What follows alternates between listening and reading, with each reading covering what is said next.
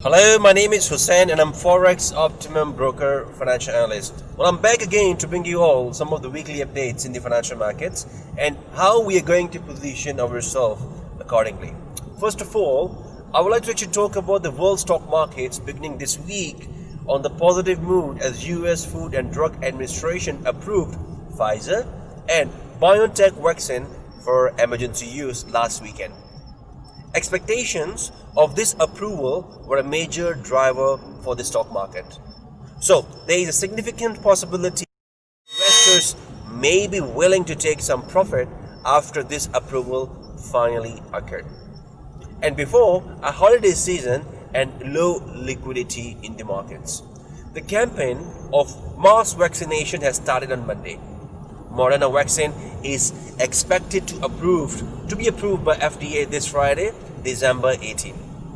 US government already secured access to 100 million doses more of Moderna's COVID-19 vaccine. The discussion on the relief package in the United States is still a matter of investors' concerns amid weak employment data last week. A bipartisan relief bill of $908 billion was presented on Monday in the US Congress. The bill may be split into two parts, with one of them has less questions from US lawmakers. Investors are likely to consider positive any compromise on this bill.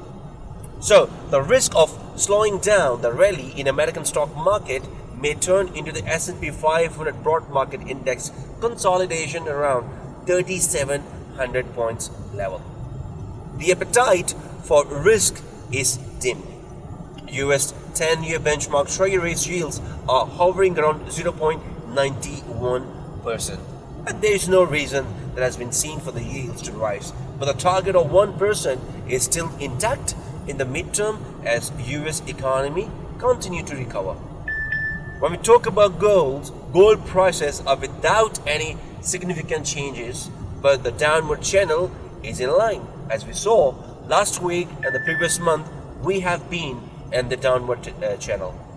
The sentiment may change only the change of 1900 to 1920 per troy ounce that will be broken through in the near-term future. Now, last but not the least, oil market, which has seen a rising with Brent crude prices return above levels of $50 per barrel. The optimism in the market is fueled by the process of mass vaccination that has started on Monday after approval of Pfizer and BioNTech vaccine. So hopes for swift revival of the global economy push prices up as the demand goes higher. However, if gazed into the market balance, the situation might seem different. The rise of the demand for crude is unstable. The demand for fuel in the United States is falling. This fall is confirmed by the rising oil reserves, which added 15.2 million barrels, as was reported last week. The supply of oil in the US is rising too. Baker Hughes reported the number of active oil rigs rose by 12 over the last week to 258 units. The number of active oil rigs are rising for a third week in a row.